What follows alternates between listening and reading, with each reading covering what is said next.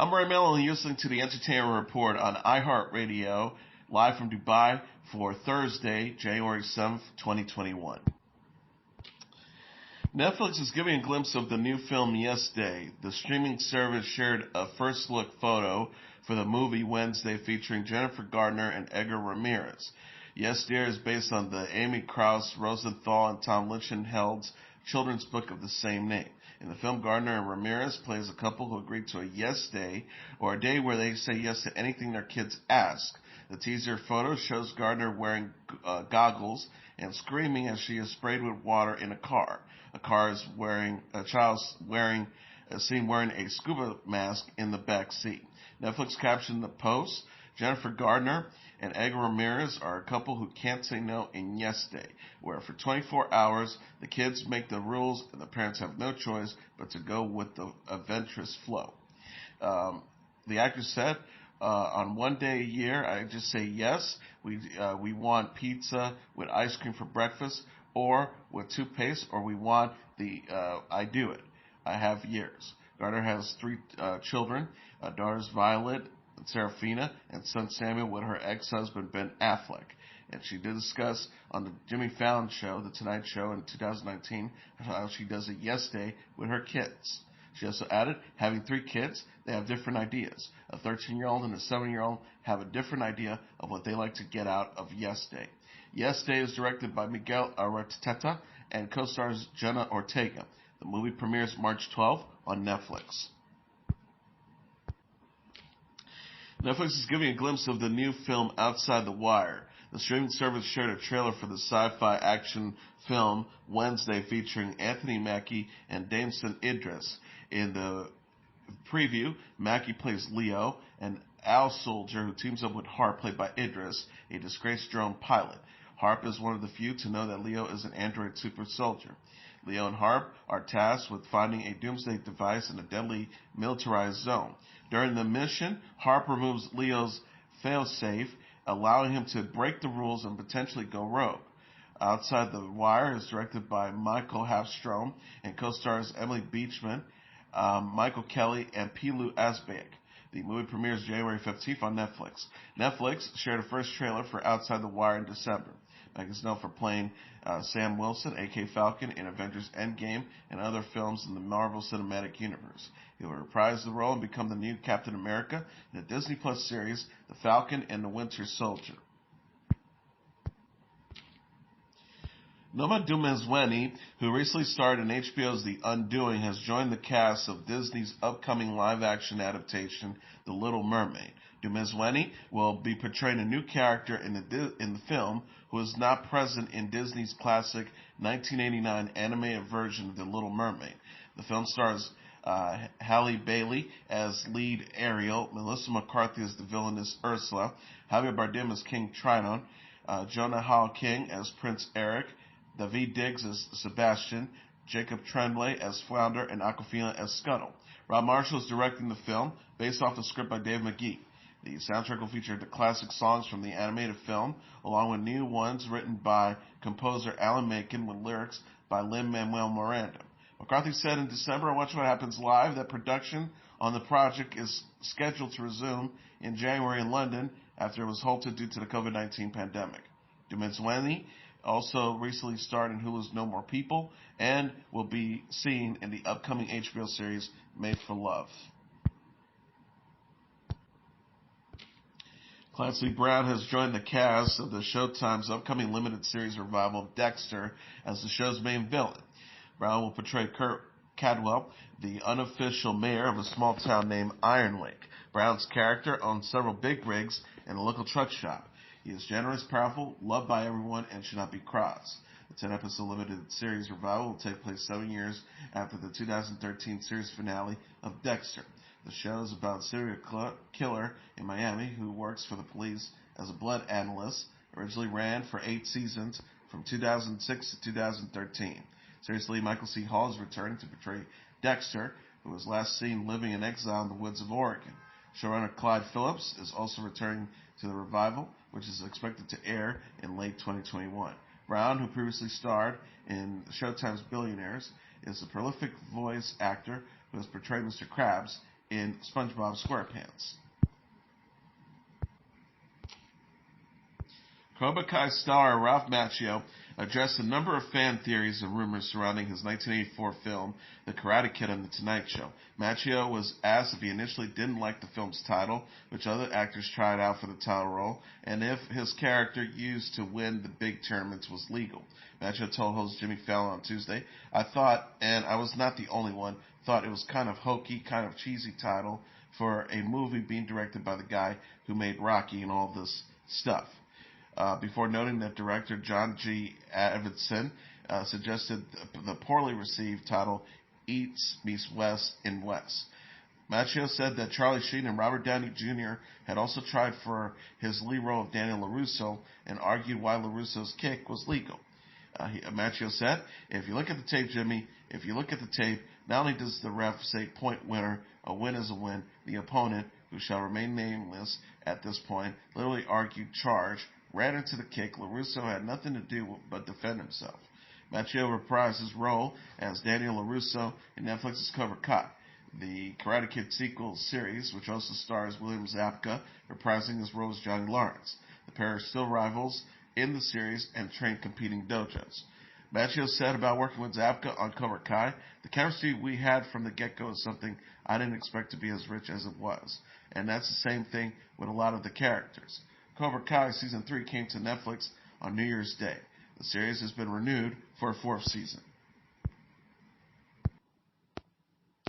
Gwen Stefani says she's questioned if her now fiance, Blake Shelton, would ever propose. The 51-year-old singer discussed Shelton's magical proposal during Tuesday's episode of The Tonight Show starring Jimmy Fallon following her engagement to the country music star in October. Stefani said Shelton managed to keep his proposal plan secret and caught her off guard. She said, "I was actually pretty magical, wasn't expecting it at the moment that it happened at all. Didn't have any idea, nobody knew.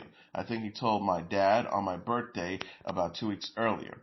Stefani and Shelton started dating in 2015, following their respective splits from Gavin Rossdale and Miranda Lambert. On The Tonight Show, Stefani said she was beginning to have concerns about her future with Shelton when he finally proposed. She says, "I gotta tell you, I was sort of like, what's happening with us? Like, it was kind of on my mind, like, we've been together for a long time now. What's going on?" I was in that place in my head.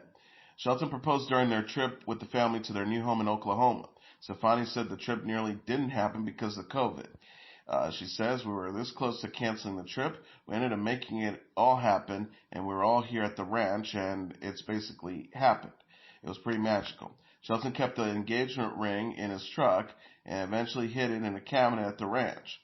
Shelton proposed after asking Stefani to get a fire starter from the cabinet where she found the ring. Stefani said, "I opened the cabinet and there's this ring in there. I'm like, are you serious?" We both started bawling. Stefani previously discussed her engagement during an interview on the Kelly Clarkson Show in December. On The Tonight Show, Stefani also performed her new single, "Let Me Reintroduce Myself." The song is her first non-festive solo single since Misery, released in 2016. It will appear on her forthcoming 5th studio album. James Marsden named Magic Mike as a film he regrets turning down while speaking to James Corden on The Late Late Show. Marsden said on Tuesday, before discussing why he passed on Magic Mike after being offered a role to the film, "There have been a few things I've said no to in the past that I'm happy I said no to, and a few things that maybe I could redo, I'll do it over." He said, "I had the fear that I would be edited out of the movie and all the lines would be cut out and I would just be an extra running around in a G-string. So I think it was a lack of courage on my part." The actor said he probably would have had fun on Magic Mike, but said some people in his life are happy that he didn't take the role. The 47-year-old said, "I have friends and family who still think that it was a wise idea for me not to do it because they don't want to see me like that." Marsden stars on The Stand on CBS All Access, based on the Stephen King novel of the same name.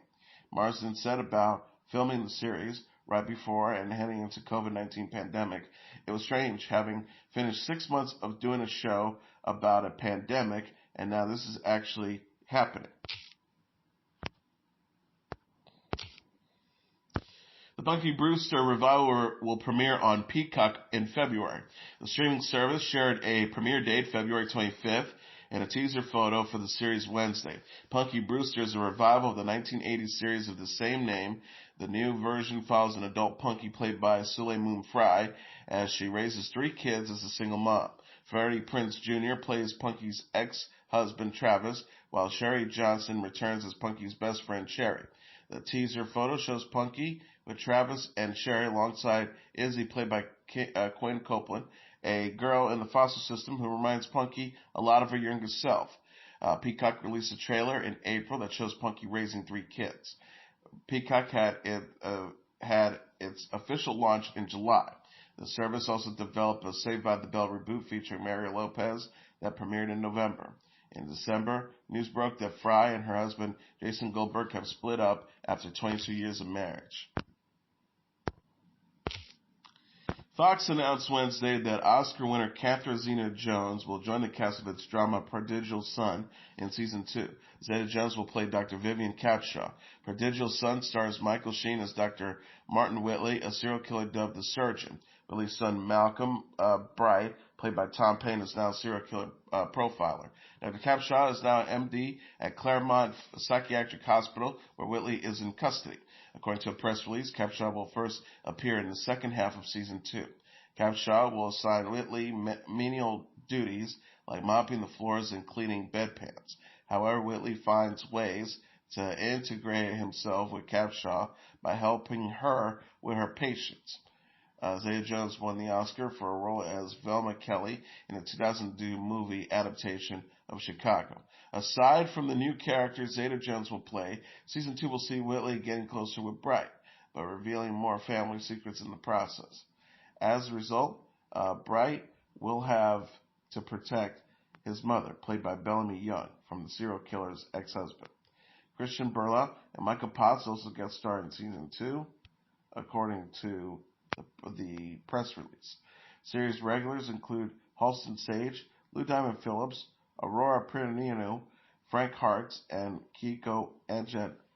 Prodigal Son debuted in 2019 as Fox's #1 new drama with 9.3 million viewers. Prodigal Son returns January 12th at 9 p.m. Eastern Standard Time on Fox.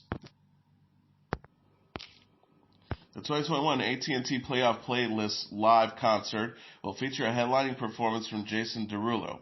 The 31-year-old singer and songwriter will perform during the virtual show Sunday ahead of the college football national championship game between Alabama and Ohio State. The live stream will combine the power of 5G to extend reality technology to produce captivating multi-dimensional visual effects and seamlessly interactive moments for fans. AT&T Playoff Playlist Live will stream for free on AT&T's YouTube channel, Derulo's Facebook page, CFP All Access, and the ESPN app. Derulo says, "I couldn't be more excited to perform at this year's AT&T Playoff Playlist list. The technology of the stage makes possible through AT&T. It's incredible and will make fans jaws drop wherever they are tuning in from. It's going to be a fun, energetic way to kick off the year." The 2021 College Football Playoff National Championship will take place Monday at Hard Rock Stadium in Miami Gardens, Florida. Derulo released his 4th studio album, Everything Is 4, in 2015. On the Ellen DeGeneres Show in October, he discussed his following on TikTok and making TikTok videos with Will Smith.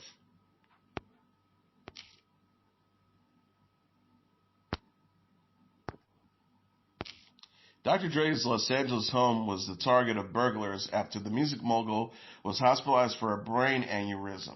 The Los Angeles Police Department confirmed to NBC News that officers responded to a report of an attempted burglary on Tuesday night. Dr. Dre was hospitalized at Cedars-Sinai Medical Center in Los Angeles on Monday. 4 suspects were unable to get into the house and were apprehended by police following a short chase. Local station ABC4 reported. The suspects were caught in a white SUV with several tools used to break into homes found inside in the vehicle. Local stations NBC4 reported. The investigation is coming. Dr. Dre, whose real name is Andre Melo Young, told fans on Instagram that he will be fine from the he will be home soon from the hospital. The rap legend said alongside a black and white photo of himself working inside a recording studio, "Thanks to my family, friends, and fans for their interest and well wishes. I'm doing great, and I'm getting excellent care." Shout out to, he continued by saying, "Shout out to all the great medical professionals at Cedars. One love." E! News also confirmed that Dr. Dre was hospitalized for a brain aneurysm. Such stars as Snoop Dogg, Missy Elliott, and Ice Cube, and more supported Dr. Dre across social media.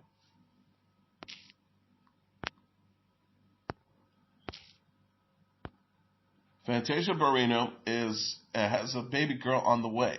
The pregnant 36-year-old singer announced the sex of her unborn third child in an Instagram post Tuesday. Barrino shared the news alongside a photo of decorations, which included blocks that spelled out baby and pink, blue, and white balloons. She captioned, "It's a girl." On Wednesday, Barrino shared more photos from her gender reveal party and her future child's name. She wrote, "Kaysa London Taylor," alongside a photo of herself cradling her baby bump. Singer and Real Housewives of Atlanta star Kandi Burruss and musician Vanzella Joy the drummer Williams, were among those to congratulate Barrino in the comments. Barrino says, "Congratulations." Barrino is expecting with her husband, Kendall Taylor.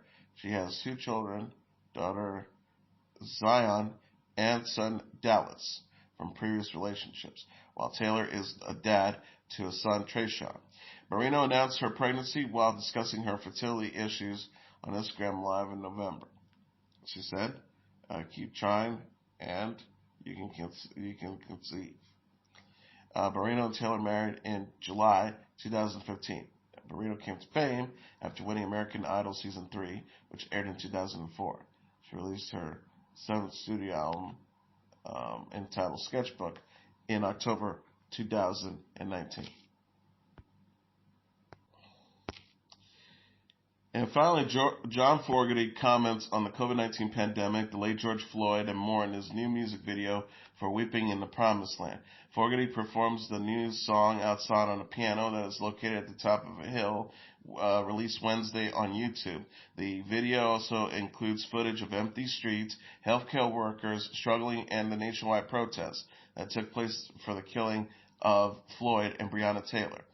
Fogerty sings, "Out in the streets, on your neck with the knee, all the families are crying out your last words, I can't breathe." Fogerty was the singer, songwriter, and lead guitarist and leader of Creedence Clearwater Revival, and he last released the album Fogerty's Factory in November. The project will feature the musician covering Creedence Clearwater Revival songs with his adult children. And that is your entertainment report for Thursday, January 7th, 2021. This is Ray Melo. I'll be back tomorrow to deliver some major stories and trends going on in the world of entertainment and beyond. You can follow the show on Facebook, Twitter, or Instagram.